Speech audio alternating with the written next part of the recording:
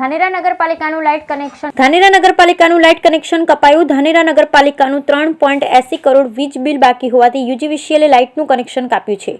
ધાનેરા નગરપાલિકાની લાઇટ કપાતા પાલિકામાં અંધારપટ છવાયો. ધાનેરા નગરપાલિકામાં અંધારપટ છવાતા અરજદારો પરેશાન થયા. બ્યુરો રિપોર્ટ ભરત ઠક્કર, ડીસા.